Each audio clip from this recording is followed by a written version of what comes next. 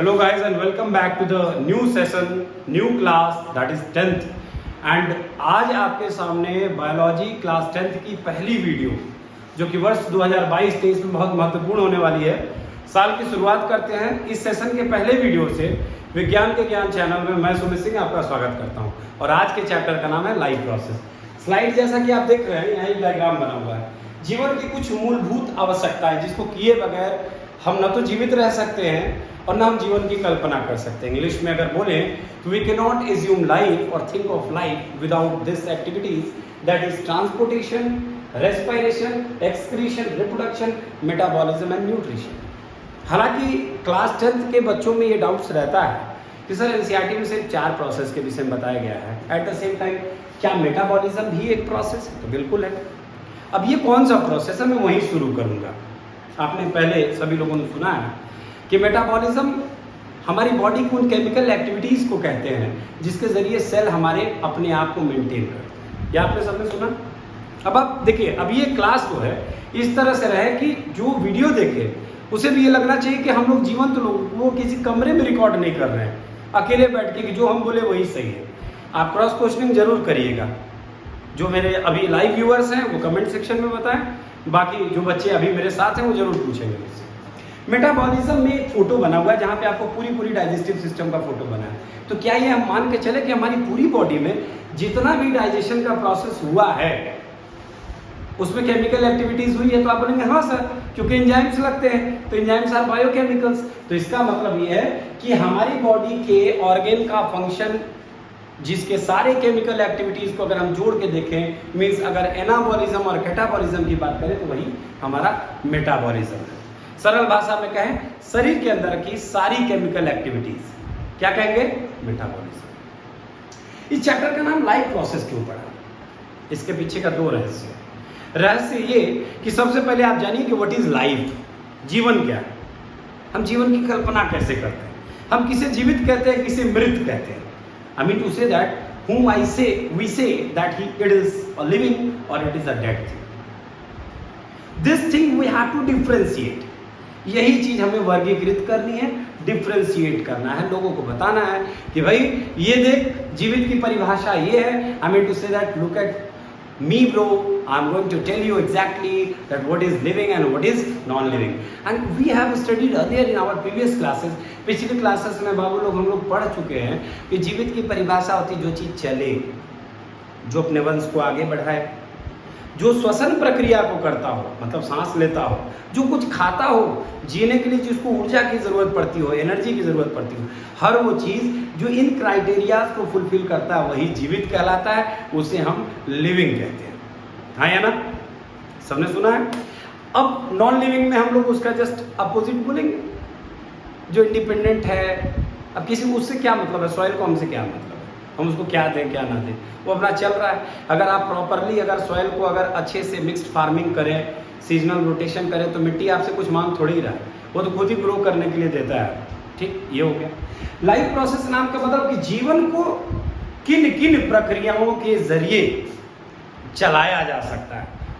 बचपन में जब हमारा जन्म हुआ, जब हम इतने बड़े से थे, एकदम छोटे बच्चे थे, और छोटे बच्चे से आपके सामने 35-36 की एज में मैं आपके सामने खड़ा हूँ, इसमें हमारे जीवन में लगातार ये प्रक्रियाएं जरूर हुई होंगी।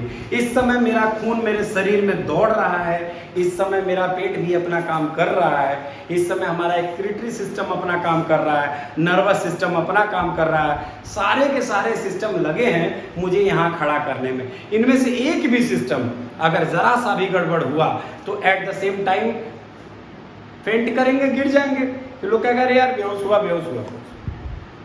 समझ गए बात को? अब चलिए हम लोग स्लाइड के जरिए आगे बढ़ते हैं और लाइफ प्रोसेस का डेफिनेशन आप हमेशा कहिएगा, जैसा कि किताबों में पढ़ा कि all the activities, every important activities done by the living things, the living beings, the living organisms to stay और to maintain their life on earth is known as life. Video से एक फायदा आपको ये भी मिलेगा कि इन क्लासेस को आप रिज्यूम कर सकते हैं। किसी डेट में अगर आपको मालूम पड़ा कि यार इस डेट में हमने क्या पढ़ा था, तो आपको ये सीधे क्लास का लाइव लेक्चर है जो हमेशा आपको मिलेगा। आगे देखिए, अब हम लोग अगली कड़ी में चलते हैं। कंटेंट की आउटलाइन की बात करते हैं कि हम कौन कौन से टॉपिक इसमें डिस्कस करने जा रहे हैं, कौन से टॉपिक्स हमारे इसमें डिस्कस होंगे। जैसे हम न्यूट्रिशन के विषय में जानेंगे, जैसे हम ट्रांसपोर्टेशन को जानेंगे, जैसे हम मेटाबॉलिज्म को जानेंगे, रेस्पिरेशन जानेंगे, रिप्रोडक्शन जानेंगे, एक्सक्रीशन। हालांकि रिप्रोडक्शन को हम लोग बाद के चैप्टर्स में डिटेल में जानेंगे, अभी एक प्रोसेस के तौर पे जानेंगे कि इसको भी लाइफ प्रोसेस माना जा सकता है। रीजन अब आगे देखिए, जो मैंने आपके सामने रखा कि these are those processes which are performed by the living organism to keep them active and alive. What do you mean by active and alive? Right now I am active. अभी मैं आपके सामने एक्टिव हूँ, तो ये life process की वजह से कंटिन्यूअस मेरे सेल को एनर्जी मिल रही है, वो सेल हमारी बॉडी को एनर्जी दे रहा है, हमारी बॉडी आपके सामने वर्किंग है, मैं बोल पा रहा हूँ, ये भी एनर्जी की वजह से। हमारे सेल्स काम कर रहे हैं तो मैं खड़ा हूँ। इसका मतलब अपने आप को एक्टिव रखना और आपको जिंदा रखना, ये दोनों काम आपकी बॉडी के मतलब महत्वपूर्ण अंगों के द्वारा किया जाता है और एक प्रोसेस के जरिए किया जाता है, जिस प्रोसेस को हम लोग जैव प्रक्रिया या फिर लाइफ प्रोसेस कहते हैं। आगे यूनिसेलुलर ऑर्गेनिज्म में ये सारी प्रोसेस जो है एक सेल के द्वारा की जाती है, क्योंकि हमने 9th में भी पढ़ा था कि यूनिसेलुलर मीन्स वन सेल, और जबकि मल्टीसेलुलर जो कि हम लोग हैं, हम लोगों में मल्टीपल सेल्स हैं, मिलियंस ऑफ सेल्स हैं, तो सभी सेल मिल करके अपना अपना स्पेसिफिक काम बांट लिए हैं। अब नर्व सेल केवल नर्व से रिलेटेड काम करेंगे, जाहिर सी बात है। ब्लड सेल केवल ब्लड से रिलेटेड काम करेंगे। तो हमारी बॉडी में बहुत सारे सेल होने की वजह से हमारी पूरी की पूरी जो एंटायर बॉडी है वो कहीं ना कहीं सारी चीज़ों को मिला करके चलती है, मल्टी सेलुलर से। There are 7 basic life processes. There are 7 basic life processes, but in class 10th, we are studying about 4 processes. That is nutrition, respiration, excretion and circulation. ये वो 4 चीजें हैं जो हमारी NCERT बताती है कि हमारे क्लास में जरूरी है। 3 चीजें इसमें एडअप हुई हैं। इसको याद करने का ये भी तरीका हो सकता है कि अगर आपको कुछ ना याद करना है तो इसमें से एक एक वर्ड ले लीजिए, M, R, S, N, E, R and G। अब इस नाम से आप 2 काम कर सकते हैं, या तो हर एक लेटर से अपने किसी फेवरेट फ्रेंड का नाम सीक्वेंस में एडजस्ट करिए और उसको याद कर लीजिए। सबसे बढ़िया तरीका, जैसे अभी आपने देखा होगा केमिस्ट्री हम लोग पढ़ते हैं 11-12 लेवल पे, तो बहुत सारे एलिमेंट्स का नाम याद करना रहता है। तो हम लोग कहते हैं हेलिना ने की रब से फरियाद, तो वहाँ पर हम लोग group 1 elements S block earth metals की बात करने लगते हैं। तो वहाँ पर हम एक ट्रिक से हेलिना ने की रब से फरियाद, 5-7 आपका जो भी है आपका आ गया सीक्वेंस में। उस प्रकार से यहाँ पे आप देख सकते हैं कि आप एम से कोई भी आपका फ्रेंड हो सकता है, मोहन, मोहनिस कुछ भी हो गया, आर से कोई एक नाम हो सकता है, रोहित कुछ भी, एस से कोई नाम हो सकता है, सुमित हो सकता है, एन से भी नाम हो सकता है, नैतिक हो सकता है, ई से भी कोई नाम हो सकता है, आर से भी नाम हो सकता है, जी से। अपने फ्रेंड्स के नाम को इस पे सटीक सेट कर लीजिए ताकि आपको सही से याद रहे कि एम से मोमेंट था, आर से रिप्रोडक्शन था, कहाँ कहाँ आपके जितने लेटर्स हैं हर लेटर्स को आप एक सीक्वेंस में याद कर लीजिए, बड़े आसानी से आपको याद भी हो जाएगा और इस तरह से आप इसको भूलेंगे नहीं। ये जब आप लिखेंगे तो ये लगेगा कि आपने लाइफ प्रोसेस को समझने की कोशिश की। आगे देखिए इसमें नेक्स्ट, यहां पर देखिए बच्चों, ये एक टर्म है आपके सामने, मेटाबॉलिज्म। मेटाबॉलिज्म देख रहे हैं आप? देखिए यहां पे लिखा हुआ metabolism refers to the chemical process by which different kind of chemical reaction get involve to control the living state of the cell. Cell को जिंदा रखने के लिए। लिविंग स्टेट का मतलब क्या होगा बच्चों? जीवित अवस्था। क्या बोलेंगे? जीवित अवस्था। क्या बोलेंगे? बोलो सब लोग, कोई दिक्कत नहीं। जीवित अवस्था यानी कि सेल की अवस्था, यानी कि स्टेट कि अभी वो जीवित है, उसको मेंटेन रखने के लिए बहुत सारी केमिकल प्रोसेस यानी कि रासायनिक गतिविधियां बाय विच, जिसके जरिए डिफरेंट काइंड्स यानी कि अलग अलग प्रकार के केमिकल रिएक्शंस इन्वॉल्व होते हैं ताकि हमारे सेल की जीवित अवस्था को बनाया रखा जा सके, उसे हम क्या कहते हैं? मेटाबॉलिज्म। और ये फर्दर डिवाइड है 2 चीज में, एनाबॉलिज्म, कैटाबॉलिज्म। डायग्राम आपके सामने है, क्लियर है? देखो यहां पर बच्चों एटीपी और यहां पर आप देखिए स्मॉलर मॉलिक्यूल्स हैं, इनको कंबाइन करके बिगर मॉलिक्यूल्स बनाया जा रहा है। यानी कि एनाबॉलिक में हम लोग क्या समझेंगे?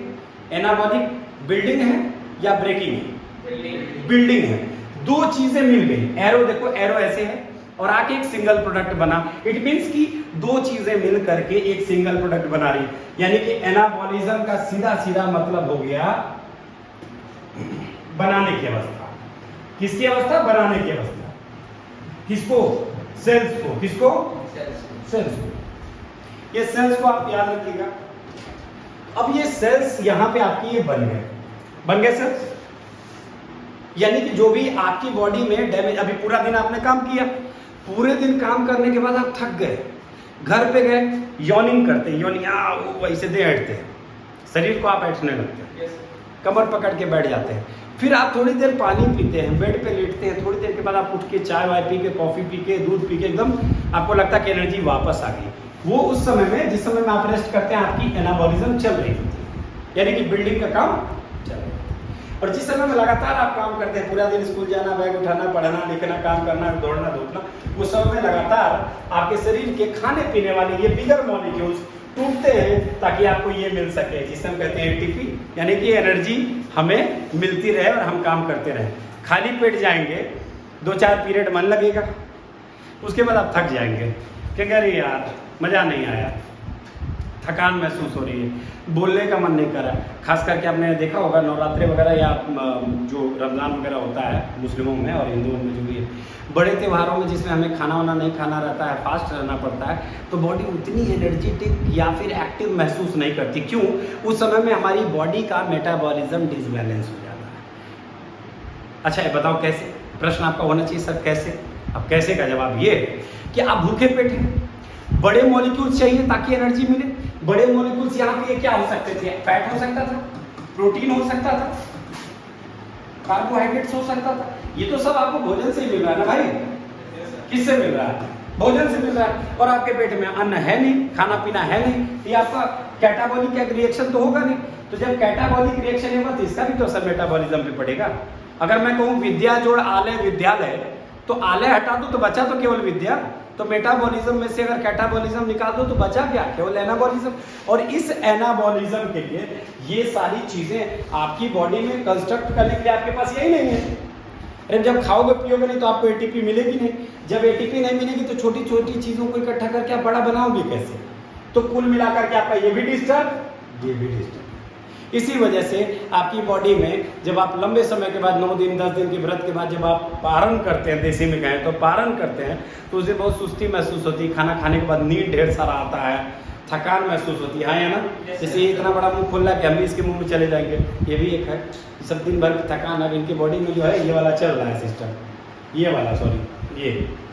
अब दिन भर पढ़े हो गए, स्कूल गए तो ये इतना दूर आए क्लास करने, फिर थके, मुंह खोल के हमको भी घोट जाएंगे, कोई दिक्कत नहीं।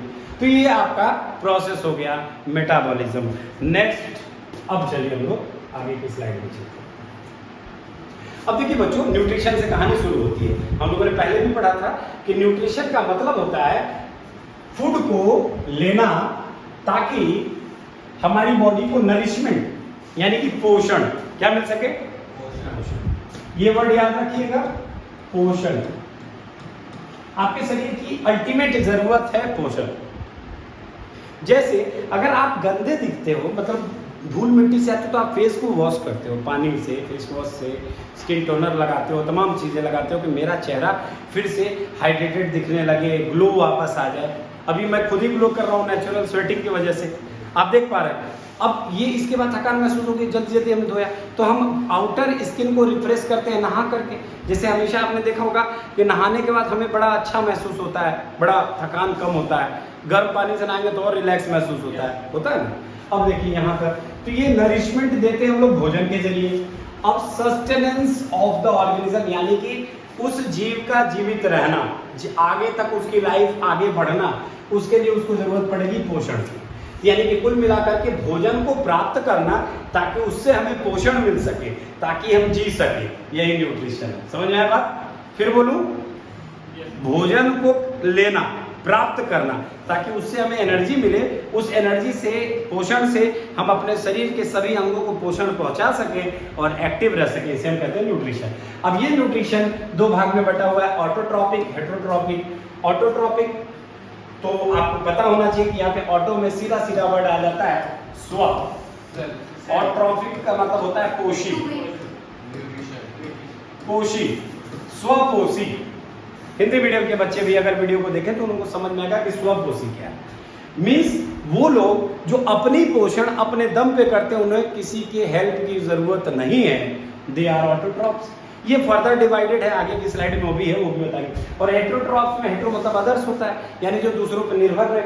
ये फर्दर बटा है 3 प्रकार में, holozoic, saprophytic, parasitic nutrition. Next slide में हम लोग इसकी डिटेल में देखिए, हम लोग देखते हैं।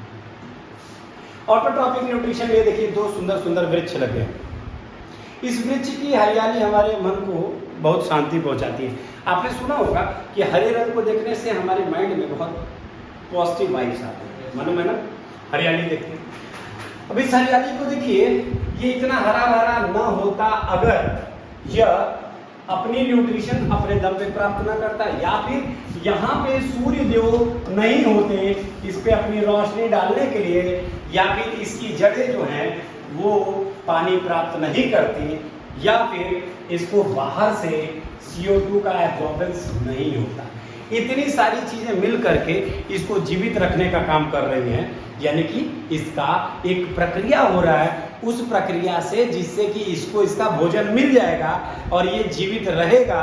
उसी प्रोसेस को हम लोग फोटोसिंथेसिस के नाम से जानते हैं। यानी कि ऑटोट्रॉपिक, यदि कोई ऑर्गेनिज्म यानी कोई जीव कैन नरिश यानी कि खुद को पोषित कर सकता है, इटसेल्फ, खुद को, by making its own food using sunlight, chemicals, such mode of nutrition is called autotrophic nutrition. अब सवाल ये है कि आपके मन में आ रहा होगा कि सर केमिकल्स की बात कहाँ से आ गई? तो केमो ऑटोट्रॉप्स होते हैं। कौन होते हैं? Chemo autotrophs. वो आगे हम लोग उसका जिक्र करेंगे। देखिए यहाँ है, तो प्लांट फोटोसिंथेसाइज यानी कि लाइट एनर्जी का यूज करता है, इसीलिए इसको हम लोग फोटो ऑटोट्रॉप्स कहते हैं। क्या कहते हैं? क्या कहते हैं? Photo autotrophs. ठीक। और एट द सेम टाइम कुछ बैक्टीरिया हैं जो केमिकल्स को यूज करते हैं, उससे उन्हें एनर्जी प्राप्त होती है, इसीलिए उनको हम लोग कहते हैं केमो ऑटोट्रॉप्स। क्या कहते हैं? Chemo autotrophs. ठीक है। अब देखिए फोटोसिंथेसिस में, देखिए मिट्टी में लगा ये खूबसूरत सा पौधा चमक से भरा हुआ है। इसकी चमक के पीछे का कारण है कि इसको सूर्य की रोशनी, हवा और पानी तीनों चीज प्रॉपरली मिल रही है। इस फोटो का सीधा सीधा मतलब होता है रोशनी, यानी कि सनलाइट। अब रोशनी का मतलब बल्ब से मत ले लेना, या अपने क्लास की किसी लड़की का नाम मत समझ लेना। रोशनी का मतलब सनलाइट ही है। और आपको सनलाइट का भी डेफिनेशन आपको फिजिक्स की क्लास में मैं फर्दर बताऊंगा कि सनलाइट एक्चुअली है क्या, कैसे कैसे सनलाइट बनता है। अब सिंथेसिस बचपन से आपने पढ़ा है, बनाना, किसी चीज को प्रिपेयर करना, यानी कि सनलाइट के जरिए किसी चीज को बनाना। Photosynthesis, photosynthesis is a process by which phototrophs convert light energy into chemical energy which is later used to fuel cellular activities। इस लाइन का मतलब समझिए बच्चों, अच्छा डेफिनेशन है, हैंड रिटेन है तो अच्छा समझ में आएगा।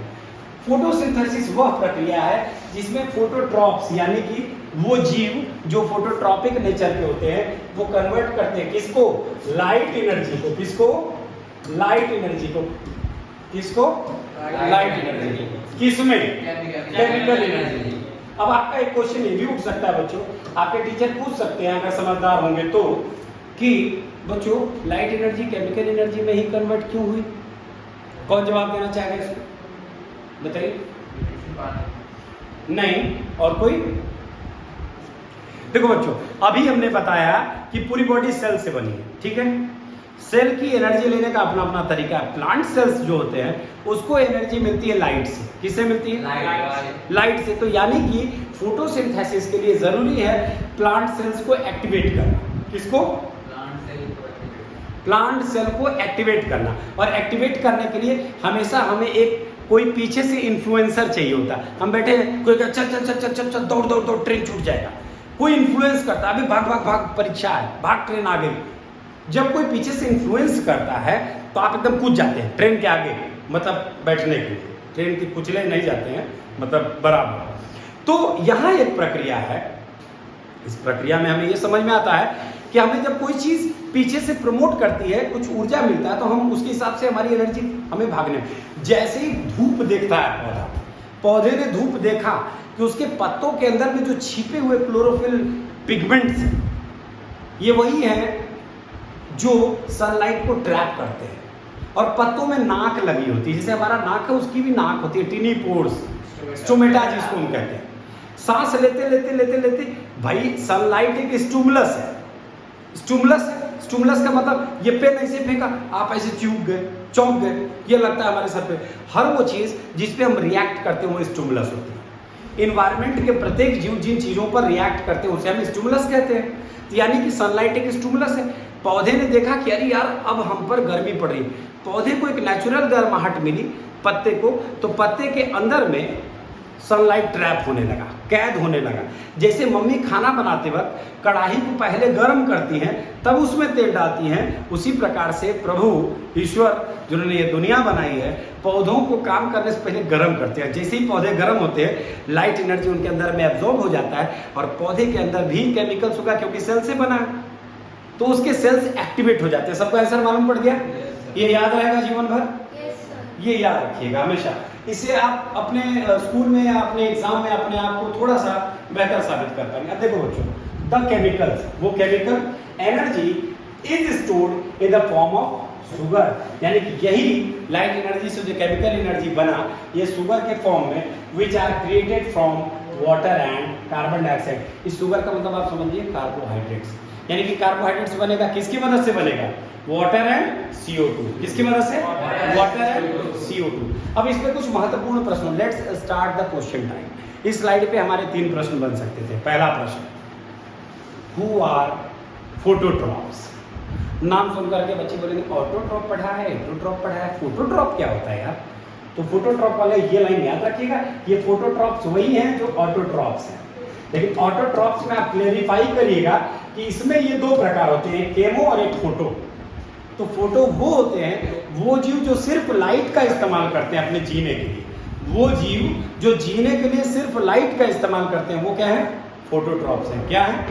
फोटोट्रॉप्स। चलिए, तो ये आपका एक प्रश्न है। दूसरा चीज है कि ये वाटर और ये कार्बन डाइऑक्साइड कैसे शुगर बनने में मदद करता है?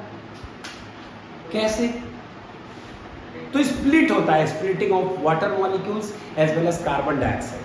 दोनों चीजें स्प्लिट होती है, मतलब वो पौधे का मैकेनिज्म है जो हमने पढ़ा भी है, स्टेप्स ऑफ फोटोसिंथेसिस। वहां पे हमने पढ़ा है कि वाटर टूटता है और कार्बन डाइऑक्साइड टूटता है और ये फर्दर जा करके बना देते हैं क्या? कार्बोहाइड्रेट्स। क्या बनाते हैं? कार्बोहाइड्रेट्स। तो जैसे आपका तेल जब कढ़ाई में मम्मी ने डाला तो तेल गर्म हो करके आपके मम्मी द्वारा बनाई गई उस पूड़ी, कचौड़ी, सब्जी के पोर्स को अंदर घुस के गर्म करता है, उसको गलाता है, पकाता है ताकि वो सब्जी आपको टेस्टी लगे। हाँ या ना? जैसे तेल गर्म होने के बाद दूसरी चीजों में एंटर करके उसको गलाने पकाने का काम किया, उसी तरह सूर्य की ऊर्जा जब पौधे के अंदर घुस गई तब पौधे के केमिकल्स को एक्साइट की कि जाओ तुम जल्दी जल्दी जो चीजें आ रही हैं उनको बटोरो, समेटो और इनको फटाफट ये बनाने पे लगा दो। जैसे किचन में जाते ही मम्मी लग जाती है, चावल, दाल, सब्जी सारी चीजें सिस्टम से बनाती हैं, तो पौधे जैसे ही धूप, पानी और हवा पाते हैं ये अपने सिस्टम में लग जाते हैं। और आपको पता होना चाहिए किसी भी जीव को जीवित रहने के लिए सबसे महत्वपूर्ण है कार्बोहाइड्रेट्स। क्या महत्वपूर्ण है? कार्बोहाइड्रेट्स। और वो कार्बोहाइड्रेट्स ये भी बना लेता है और हम तो लेते ही हैं, इन्हीं को खा करके हम लोग ऑक्सीडाइज करते हैं, जिसे हम लोग एरोबिक रेस्पिरेशन कहते हैं ना। खैर, अब आगे बढ़ते हैं हम लोग। हाँ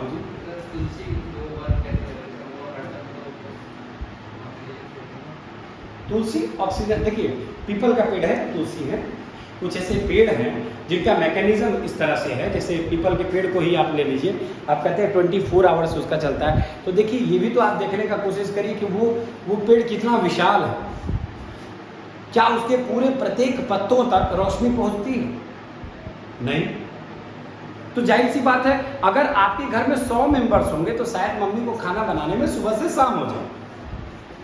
यानी कि अन्य चीजों के अपेक्षा रेट ऑफ फोटोसिंथेसिस इनके पेड़ों में थोड़ी कम होती है, जिसकी वजह से इनका फोटोसिंथेसिस वाला प्रक्रिया चलता ही रहता है। समझ गए बात को?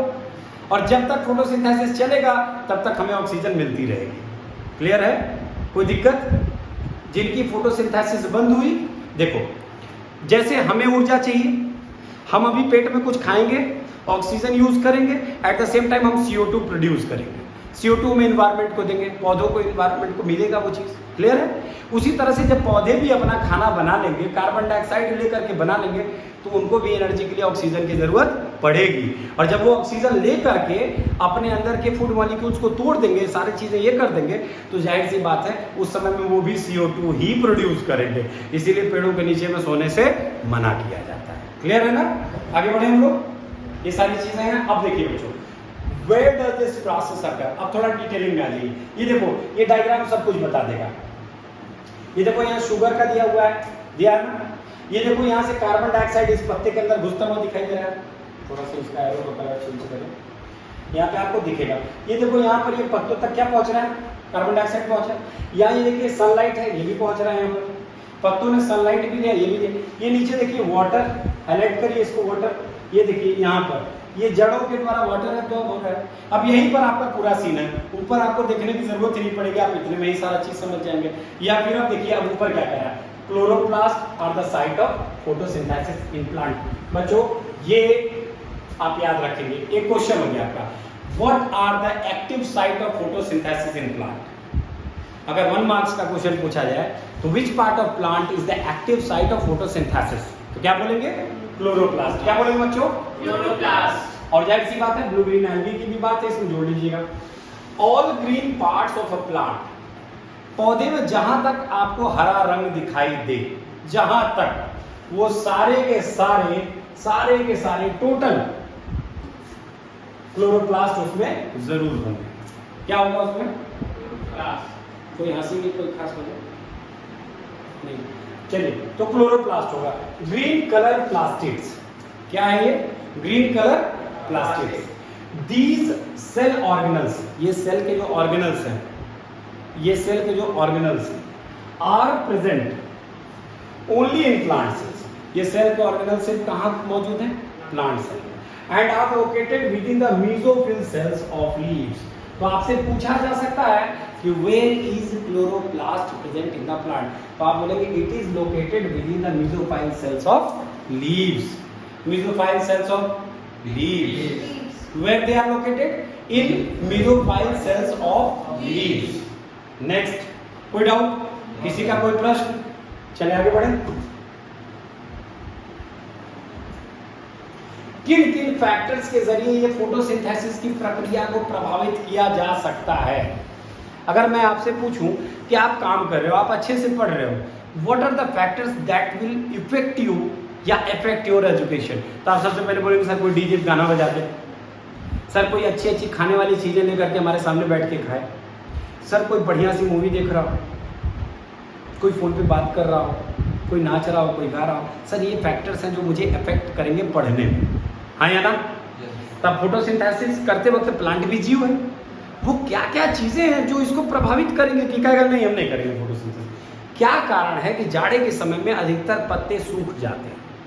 ये भी फैक्टर्स कोई तो होगा, यानी कि सनलाइट एक बहुत बड़ा फैक्टर है। जैसे मान लीजिए बिमला और कमला दो पड़ोसी थी, बिमला के घर में भी एक पेड़ लगा था, कमला के घर में भी एक पेड़ लगा था। एक ही दिन बिमला ने और कमला ने वो पेड़ लाया, गमले में लगाया। कुछ सालों के बाद बिमला के पेड़ में बड़े फूल और फल लग गए। कमला का पेड़ जो था वैसा का वैसा ही, ना उसकी उतनी अच्छी ग्रोथ थी ना फल आया। अब दोनों आपस में झगड़ा कर रही है, तुमने कुछ टोना किया है, मेरा पेड़ का ग्रोथ रुक गया। इसमें एक का पति बड़ा पढ़ा लिखा है और वो आता है, वो कहता है ऐसा कुछ नहीं। जिस प्रकार से एक ही समय में जन्म लिए दो बच्चों की हाइट डिफर करती है हार्मोन्स पे, तो कहीं ना कहीं डाइट और हार्मोन्स एक बहुत बड़ा कारण होते हैं। तो ये प्लांट में भी हार्मोन्स होते हैं ग्रोथ के लिए। क्या होते हैं? हार्मोन्स होते हैं। और हार्मोन्स कब रिलीज होंगे? जब उनको सूटेबल कंडीशंस मिलेगी। कब रिलीज होंगे? जब उनको सूटेबल कंडीशन, यानी कि जैसे ये बताओ, अभी मैंने एक बड़ा अच्छा सा एग्जांपल दिया कि आप किसी के घर में भोज में जाओ खाना खाने के लिए और चारों ओर से कैमरामैन से लेकर के सब आपके मुंह में खड़े रहें, तो मुंह में कौर अंदर जाएगा? नहीं जाएगा। आप कहोगे यार सूटेबल कंफर्टेबल जोन नहीं है हमारा, और 2 मिनट के लिए सब अंधेरा अंधेरा हो जाए, सब चले जाए, क्या करोगे? पूरा पत्तल अंदर होगा ना। तो ये फोटोसिंथेसिस है, कल रात में बताएंगे, है बड़ा सीन अच्छा था। Photosynthesis process requires several factor. इनमें से कुछ फैक्टर्स हैं, जिन फैक्टर्स को मैं देखो बच्चों हाईलाइट कर रहा हूँ। ये आपका लाइट की इंटेंसिटी हाईलाइट कर रहा है, देखिएगा। दूसरा ये कॉन्सेंट्रेशन ऑफ CO2 हाईलाइट कर रहे हैं। तीसरा ये टेम्परेचर हाईलाइट कर रहे हैं। चौथा ये वाटर हाईलाइट कर रहे हैं। और पांचवा ये पोल्यूशन हाईलाइट। ये सब चीजों को हाईलाइट कर रहे हैं, एक एक करके समझते हैं हम लोग। लाइट की इंटेंसिटी। अच्छा एक बात बताओ बच्चों, आपके घर में अगर लाइट जलाए और वो लाइट बहुत तेज रोशनी हो, इतनी तेज रोशनी हो कि आपकी आंखों में चुभने लगे, आप क्या करोगे? कहोगे यार लाइट कम करो, बंद करो, दिक्कत हो रही है। यानी कि प्लांट्स को भी एक निश्चित लेवल पर धूप चाहिए। इतना धूप न दे दो कि light energy gets converted into chemical energy and plant gets blasted. मतलब वैसा नहीं है, मतलब उसके सेल्स ही एकदम डिहाइड्रेट हो जाए। अभी मेरी बॉडी परमानेंट स्वेट कर रही है, आप लोग अपने कंफर्ट जोन में हैं, मैं धीरे धीरे अंदर से डिस्कम्फर्ट हो रहा हूँ ना। क्यों? क्योंकि एक एयर मुझ तक नहीं पहुँच रही है और मेरी बॉडी के सेल्स की एक्टिविटी की वजह से मैं गर्म हो रहा हूँ। क्योंकि सेल जब वर्क करते हैं तो लगातार आपकी एनर्जी रिलीज होती है और जब कोई चीज़ कंटिन्यू काम करती है तो गर्म होती है। मोबाइल भी गेम खेलोगे तो गर्म हो जाता है, यानी मेरी बॉडी अंदर से गर्म हो रही है और मुझे हवा मिल नहीं रही तो मैं गर्म हो रहा हूँ। यानी कि लाइट की इंटेंसिटी अगर बहुत ज़्यादा हो तो भी पौधे के लिए दिक्कत और बहुत कम हो तो भी दिक्कत। यही कारण है कि पौधे जो होते हैं गर्मी, बहुत गर्मी में और बहुत ठंडी में उस रूप में नहीं मिलते हैं जैसा कि फरवरी मार्च में बसंत में दिखते हैं, हरे भरे एकदम सुंदर से होता है ना। वसंत ऋतु आपने हिंदी में पढ़ा है, फरवरी मार्च में आप देखते हैं ना एकदम पेड़ों में वापस हरियाली और क्योंकि उस समय आप कहेंगे सर सनलाइट उतनी इंटेंसिटी नहीं रहती है, सर हवा भी अच्छी चलती है, रात का टेम्परेचर भी नॉर्मल रहता है, हाँ या ना। तो जैसे हम जीवों का एक कंफर्टेबल जोन है उसी प्रकार से ये पौधों की भी एक कंफर्टेबल जोन है। ये बात कमला के पति ने कमला और विमला दोनों को समझाया कि तेरा जो पेड़ है उसको न सही धूप मिलता है न सही हवा मिलता है, बगल में कार लगा रखी हो, उधर चूल्हा जलाती हो, अब बीच में पेड़ के ऊपर खुद बैठ के देखती हो कि बिना पेड़ बढ़ रहा है कि नहीं। ऐसा थोड़ी ही होता, खुली जगह में पेड़ ज़्यादा डेवलप होते हैं। आप एक प्रश्न उठता है गमले में तुलसी का पेड़ सूख जाता है, नानी उन्हीं के पास में परमानेंट मिलता है। कुछ लोग इसको धर्म से जोड़ के देखते हैं, यार उनको श्राप मिला था, सीता जी श्राप दी थी कि जाओ तुम नाले के पास उगना। भाई धर्म को मैं भी मानता हूँ, मैं भी धार्मिक हूँ, तो हो सकता है, लेकिन नाले के पास कंटिन्यूअस पानी का बहना और उसको प्रॉपरली वहाँ पर धूप मिलना, वो खुली जगह का होना भी तो एक फैक्टर हो सकता है। क्योंकि अभी हमने पढ़ा कि कॉन्सेंट्रेशन ऑफ CO2 खुली जगह में ज़्यादा है। अब घर के आंगन में चारों ओर से कमरे बने हैं, पैक है। अब यहाँ पर मैं एक वाईफाई का राउटर लगाऊं, इस कमरे में खूब अच्छा जाएगा लेकिन बगल वाले कमरे में नहीं जाएगा, क्योंकि ये दीवार उसके लिए एक फैक्टर है जिसको वो क्रॉस करने में उसको दिक्कत होगी ना, कोई दिक्कत, समझ रहे बात को। अब देखिए, तो यानी कि लाइट की इंटेंसिटी अगर हायर रेट पे है तो मतलब जाहिर सी बात है कि हायर रेट ऑफ फोटोसिंथेसिस होगा, और अगर लो इंटेंसिटी पे है तो लोअर रेट ऑफ फोटोसिंथेसिस होगा। जाड़े और गर्मी के एग्जांपल से आप समझ लेंगे। गर्मी में बहुत हायर इंटेंसिटी होती है, फोटोसिंथेसिस खूब होता है, और एट द सेम टाइम ठंडे में इंटेंसिटी कम होती है, लोअर फोटोसिंथेसिस होता है, पौधे धीरे धीरे सूख जाते हैं, सारे पत्ते झड़ जाते हैं। ठीक। Concentration of CO2, higher concentration of carbon dioxide helps in increasing the rate of photosynthesis. यानी कि जब कार्बन डाइऑक्साइड पौधे को चारों ओर से, अच्छा एक बात बताओ, एक आप कमरे में रहे जहाँ फ्रेश ऑक्सीजन आ रहा हो, एकदम फ्रेश एयर आ रहा हो, वहाँ पे आप ज़्यादा एक्टिव महसूस करेंगे, या अभी इस रूम में पूरा चारों ओर से भर गया है, कैसा महसूस करेंगे? अभी खोल दे खिड़की, उधर से कोई मस्त AC चला दे, कूलर चला दे, एकदम यही लौट जाओगे फर्श पे, वाह आनंद आ गया। यानी कि हवा, खुली हवा की जरूरत सबको है, यानी ज्यादा मात्रा में कार्बन डाइऑक्साइड होगा तो ज्यादा अच्छी फोटोसिंथेसिस होगी। एक क्वेश्चन यहाँ पे आप ये भी लिख लें कि पौधे को कम से कम 300 से 400 ppm फोटोसिंथेसिस के लिए चाहिए, 300 to 400 ppm कार्बन डाइऑक्साइड चाहिए। ये प्रश्न याद रखिएगा, कितनी जरूरत होती है? तो 300 to 400 ppm पे पर मिलियन। ठीक, आगे देखिए। अब temperature, for efficient execution of photosynthesis it is important to have a temperature range between 25 to 35, जो कि आपकी फरवरी मार्च में होती है ना। फरवरी से मार्च में टेम्परेचर रेंज यही होता है, मैक्सिमम 35 तक जाएगा मार्च में, और मिनिमम 25 रहेगा। तो ये वो रेंज है जहाँ पर टेम्परेचर अच्छा रहता है, अच्छी फोटोसिंथेसिस होती है। वाटर की बात करें तो वाटर एक बहुत इंपॉर्टेंट फैक्टर है फोटोसिंथेसिस में, इसकी कमी से प्रॉब्लम्स हो सकते हैं। अब मैं एक बात बताऊं, यहाँ पे 2 प्रश्न उठता है। पौधे को पानी की ज़रूरत है, अगर पानी नहीं मिलेगा तो ये फोटोसिंथेसिस नहीं करेगा। तो फिर मुझे जवाब ये भी दीजिए कि अगर बहुत पानी मिलेगा तो क्या होगा? इसकी जड़ें सड़ जाएंगी क्योंकि पानी जाकर के स्टोर होगा। मिट्टी को हवा लेने के लिए, जैसे अगर आप पानी में नीचे चले जाते हैं, आप जब पानी में डूब जाते हैं तो सांस ले पाते हैं, तो क्या रूट्स सांस ले पाएंगी? नहीं। क्या वो मिट्टी से न्यूट्रिएंट्स को ले पाएंगी? नहीं। गीली मिट्टी में कोई भी चीज़ आप ऐसे उखाड़ोगे उखड़ जाएगा, रूट्स भी उसके कमज़ोर होंगे। कोई पेड़ लगातार 2-4-5 महीने पानी में डूबेगा तो कमज़ोर हो जाता है ना। यानी कि पानी एक एडिक्वेट अमाउंट में, एक निश्चित अमाउंट में होना बहुत ज़रूरी है। उसे हम क्या कहते हैं? प्रॉपर वाटर लेवल, वो होना चाहिए। और फिर आ जाए पोल्यूशन। पोल्यूशन एक बहुत बड़ा फैक्टर है। अच्छा एक बात बताइए, इस कमरे में चारों ओर से धूल मिट्टी उड़े तो क्या आप सांस ले पाओगे? नहीं। कहीं धूल मिट्टी बहुत ज़्यादा है, आपके पेड़ों के पत्तों पे जाके वो मिट्टी बैठ गई तो स्टोमेटा ब्लॉक हुए। आपके इंस्ट्रूमेंटल पोर्स से भी छोटा तो धूल कण होता है, वो जाके सारे पोर्स में बैठ गया तो क्या वो एयर इनटेक कर पाएगा? नहीं। तो नहीं कर पाएगा तो क्या होगा? फोटोसिंथेसिस प्रभावित होगी। क्या प्रभावित होगी? फोटोसिंथेसिस प्रभावित होगी। समझ में आ रहा है आपको? फोटोसिंथेसिस प्रभावित होगी। आज की वीडियो में हम लोगों ने फोटोसिंथेसिस का डिस्कशन किया। This is our first part. इस पार्ट में हमने फोटोसिंथेसिस और न्यूट्रिशन का डिस्कस किया।